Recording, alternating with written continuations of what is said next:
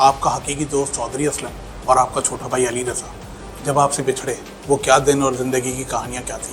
लेकिन जिस दिन चौधरी साहब की शहादत हुई है तो सबसे पहले जो कॉल आई थी वो मुझे आई थी, इसलिए कि वो बिल्कुल सामने एक प्रोजेक्ट बन रहा था। तो वहाँ से उन्होंने मुझे फ़ोन किया कि सर यहाँ पर ना धमाका हो गया और चौधरी साहब जो है ना उसमें शहीद हो गए हैं।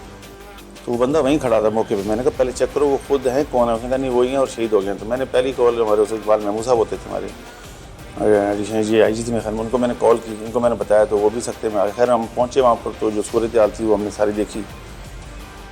उसके बाद जो अब बात करें अली रज़ा की, अली रज़ा मेरा दोस्त नहीं, मेरा छोटा भाई भी था और मेरा बैचमेट भी था और मेरी उसका बहुत मोहब्बत का रिश्ता था। उनके अंदर और मेरे में मतलब मुझे एहतराम का रिश्ता इस कदर था कि वो मेरे बैचमेट होने के बावजूद मेरे सामने सिगरेट नहीं पीते थे और मेरे पीछे भी मेरी वो इज़्ज़त करते थे और मुँह पे तो ज़ाहिर है हर कोई करते ही है। तो अल्लाह का शुक्र है दोनों के जो मुलज़मान थे दोनों को हमने कैफरे क़ज़ा तक पहुँचाया। शहादत में कौन सी दहशतगर्द तंजीमें मुलव्वस थी? चौधरी साहब पे जो थी उसमें तो लश्कर जंगवी और तहरीक तालिबान पाकिस्तान जो थी कलदम खारिज जो है ये मुलव्वस है, इनका जॉइंट वेंचर था ही। और थोड़ा उसमें अलकायदा का भी एक आधा एलिमेंट था।